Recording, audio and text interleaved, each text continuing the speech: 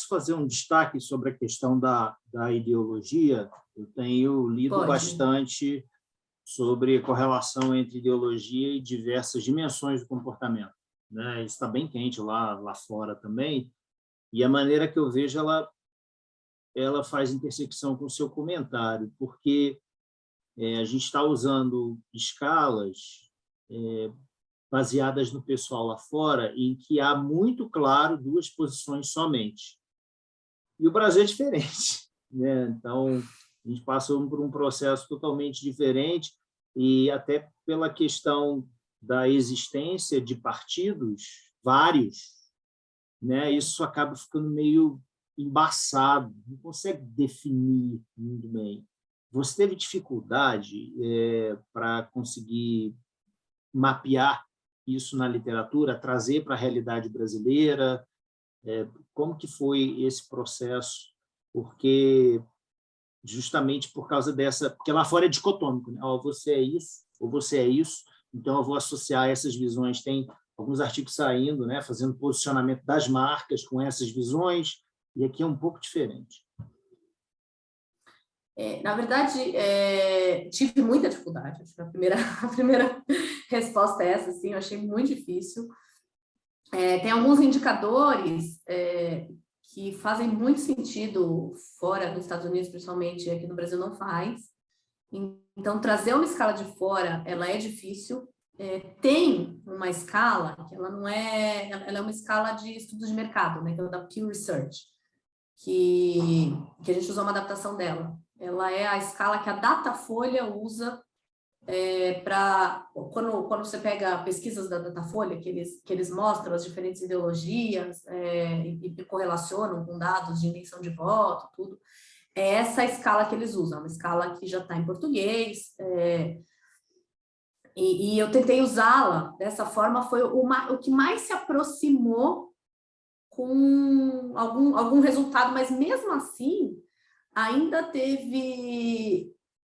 não foi fácil, assim, ainda não ficou clara, duas dimensões, não foi uma escala boa. Eu estou com outro artigo em revisão, que eu sou coautora, um artigo que também fala sobre ideologia, e a gente resolveu mudar a forma de mensurar a ideologia até com base nessa experiência desse artigo, que foi justamente, vamos medir ideologia pelo quanto eu gosto do candidato com essas características. Então, a gente fez o gostar ou não do candidato deixou de ser a variável dependente final. Ela passou a ser a escala de mensurar a ideologia. Então, a gente mostrava vários candidatos com as diferentes combinações entre ideologia social e ideologia econômica e pedia para você falar com qual deles você mais se identificava. E aí, com essa escolha, a gente teve variáveis dependentes que a gente fez essa correlação. Então, as pessoas que a gente chamava pessoas... aí tem conservador, liberal, e tem enfim, as quatro combinações, né? Eu particularmente gostei dessa forma de medir, porque ela ficou mais fácil. A gente também fez no Brasil, também fez com o público de Facebook. Então, eu acho que se eu tiver que medir ideologia novamente, eu acho que eu vou por esse caminho. É difícil você perguntar sobre questões, que muitas questões, o que eu percebi é que o brasileiro nunca nem pensou, né? Questões que estão em pauta, quando a gente pega uma escala de fora, né? São questões que estão em pauta, e tem até questões mais culturais brasileiras. Então, por exemplo, o sistema de saúde ele deveria ser público ou particular? Né? A gente tem uma cultura de sistema de saúde de público, né? Então não tem muita variância. As pessoas acreditam, pelo menos nos dados que eu tive, nessa pesquisa, né, quando tinha essa pergunta como indicador, todo mundo falava que tinha que ser gratuito, tinha que ser público e gratuito. Então, assim, isso não mede nada, né? Porque pessoas de diversas ideologias concordam com o mesmo indicador. Então, realmente, eu tive essa dificuldade e acho que tem que realmente entender um pouco melhor o nosso contexto antes de adaptar uma escala de fora, né? porque o nosso contexto ele é muito específico. Por outro lado, o fato do nosso contexto ser muito específico, ele também faz com que ele seja interessante, né? Então, levar isso para uma publicação internacional é mais interessante, até quando a gente fala aqui, isso foi uma outra questão dos revisores, né?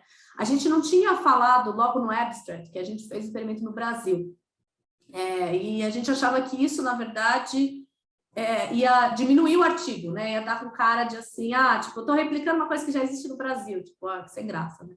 Então, a gente simplesmente não comentou. E aí os revisores falaram assim, nossa, eu demorei alguns parágrafos para entender que vocês fizeram essa pesquisa no Brasil, que é um contexto totalmente diferente do que a gente está acostumado, isso tem que estar no abstract. Isso tem que estar desde sempre. Primeiro, já começa o artigo falando que o estudo foi no Brasil e justificando o porquê, né? Então, isso ajudou o artigo a vender melhor o artigo. Isso foi uma sugestão dos revisores. Eu não sei, eu respondi tudo. De minha parte, respondeu. Eu tenho algumas perguntas derivadas disso, apesar que você já pincelou uma possível resposta dessa pergunta. Eu queria te perguntar exatamente isso de se depois dessa pesquisa, como que foi o andamento, né? Se tem uma outra pesquisa em andamento, se isso abriu um conjunto de outras pesquisas. Você mesmo acabou de mencionar, né, que vocês estão escrevendo um outro artigo para um outro journal, com outra escala de ideologia, né? Enfim, depois dessa pesquisa, teve outra pesquisa, ou está tendo outra pesquisa derivada dela? Está tendo mais uma. Essa pesquisa foi publicada, né? E aí, então, o professor Carlos Pereira falou, vamos continuar. E ele estava com um aluno de mestrado, que agora está no doutorado, que estava com interesse no tema também.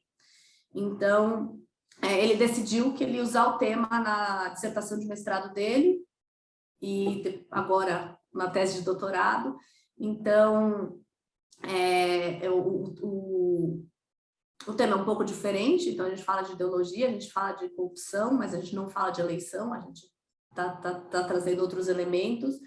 E é um artigo, então, que foi a dissertação dele de mestrado, e agora ele está em revisão num journal. Então, não sabemos ainda o que vai acontecer com esse artigo. Ele foi submetido em agosto, e até agora estamos no nosso silêncio. Então, silêncio é bom, né? Porque é sinal que não foi rejeitado logo de cara. Mas, né, em algum momento, eu espero que venha uma resposta. Não sei ainda se vai ser positiva ou se vai ser negativa. Ele não entrou ainda no processo de revisão, né? Então, ainda existe a chance dos revisores rejeitarem de cara, e a gente aí provavelmente vai incorporar os comentários numa nova versão e mandar para submeter para outro lugar, ou vai entrar em revisão, e aí a gente vai obedecer os revisores, né? Então, vamos ver o que vai acontecer. Mas tem mais um segundo artigo. Não é uma linha de pesquisa, não tem uma série de artigos. Eu tenho trabalhado em outros temas. Eu tenho usado um pouco desse contexto político, né? Mas mais focado para o marketing. Então, ativismo de marca, as marcas que estão se engajando em questões mais políticas, até se tudo der certo, né, Marcos? A gente vai começar a trabalhar junto nisso. Então, eu tenho... ou também transgressões de marcas que podem ter algum cunho político, também estou com um artigo nesse tema, mas aí eles já não são derivados desse artigo especificamente, né? Aí eu me interesso pelo tema ideologia, me interesso bastante, e me interesso também por questões políticas do comportamento do consumidor. Quando as marcas abraçam questões políticas, quando outros consumidores abraçam questões políticas, eu acho que esse tema eu achei muito interessante. Então, faz parte aí dos meus interesses. Maravilha. Marcos, eu não tenho mais perguntas, eu não sei se você tem. Eu acho que cobriu bastante. Eu queria agradecer. se colocar aí à disposição, falar sobre a publicação. Já não é a primeira vez que o pesquisador destaca a importância dessa tentativa constante, né? Assim, de, beleza, recebe uma rejeição, manda para um outro periódico e posiciona melhor o paper. A gente gosta muito de destacar isso, porque pesquisador mais júnior, eu, por exemplo, eu tinha uma frustração muito grande, recebia não, achava, ai, meu Deus, o mundo vai acabar, e não é assim, né? Então, a gente tem mais um exemplo de uma pesquisa que foi publicada em um periódico com um fator de impacto relevante e que passou por outras 2 submissões. Então, se você puder destacar aí na sua fala final essa importância, até esse comportamento, né, de um pesquisador, seria interessante para a nossa audiência. Ah, legal.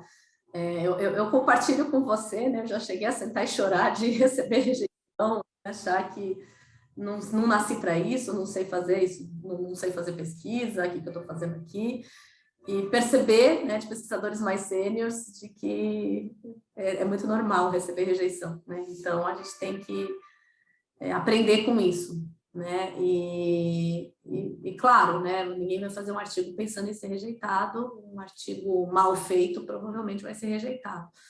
Mas um artigo bem feito, ele ainda não foi aceito, né? Mas ele pode ser, né? Ele pode ser melhorado, ele pode ser aceito em outro journal, né, no caso, mas uma versão melhorada, né? Então, esse passou na 3ª submissão. Já tive outras experiências, já tive artigo que foi aceito no primeiro journal, que a gente, né, estoura champanhe, fica feliz, mas eu acho que isso é mais exceção do que a regra, né? Eu acho que a regra é a gente, sei lá se tem regra, mas enfim, pelo menos comigo é comum receber uma rejeição e, né, ficar triste no dia seguinte, respirar fundo, falar, vamos então entender o que está acontecendo com esse artigo, onde que está falhando e o que eu posso melhorar. Eu acho que uma coisa que eu comecei a me sentir melhor como pesquisadora, comecei a falar, poxa, acho que eu estou aprendendo, acho que eu estou sabendo fazer esse trabalhinho direito, assim, é quando a rejeição não é mais não a rejeição, mas as críticas não são mais surpresas.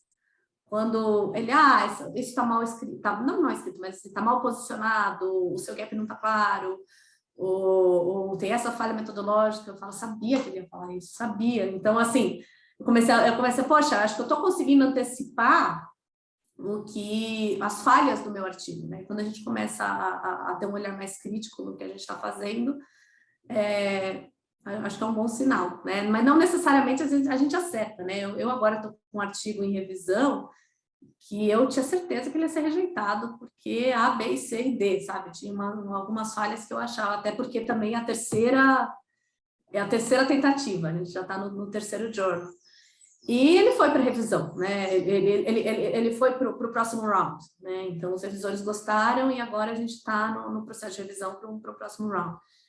E me foi surpresa, falei, nossa, mas tinha essa falha. E tudo bem, tinha, mas tem esse ponto forte também, né? Então, eu aprendi um pouco com isso, de que a gente tem que usar esse feedback realmente como uma oportunidade para fazer um trabalho melhor. Ainda mais a gente que está no Brasil, né? Porque quem está lá fora tem mais oportunidade de conversar com mais pessoas que estão, né?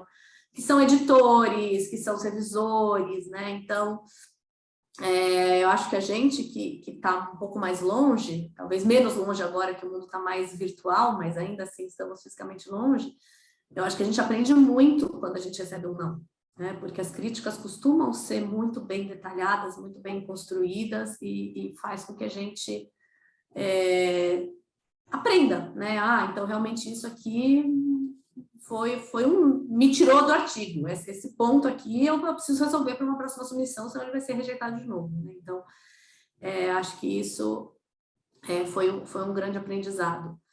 E eu acho que um outro ponto que foi uma questão desse artigo e de outros também, que eu acho que é o mais importante, é realmente qual é a contribuição do artigo.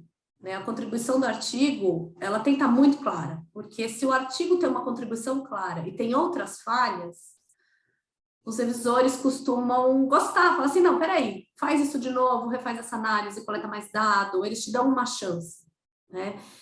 Enquanto que se não está claro qual a contribuição desse artigo, bom, rejeitado. Então, acho que também um outro aprendizado que eu tive é que o nosso objetivo quando a gente submete um artigo não é dele ser aprovado, é dele ser considerado para revisão, né? Porque aí no processo de revisão os revisores vão trazendo uma série de críticas e de sugestões e a gente vai fazendo e o artigo final vai ser sempre melhor do que o artigo inicial. Mas nisso, vender bem a contribuição do artigo para a literatura e dependendo do journal também para a prática, né? Porque tem journals mais aplicados, tem journals mais teóricos, isso é o que dá essa chance versus o que não dá. Assim. Então, acho que eu finalizo dessa forma e queria agradecer a oportunidade. Muito bom estar aqui conversando com vocês e obrigada aí por esse tempinho. Espero que vocês tenham gostado. Perfeito, agradeço aí e espero que a discussão seja enriquecedora para pesquisadores aí, informação e pesquisadores mais sêniores. Muito obrigado.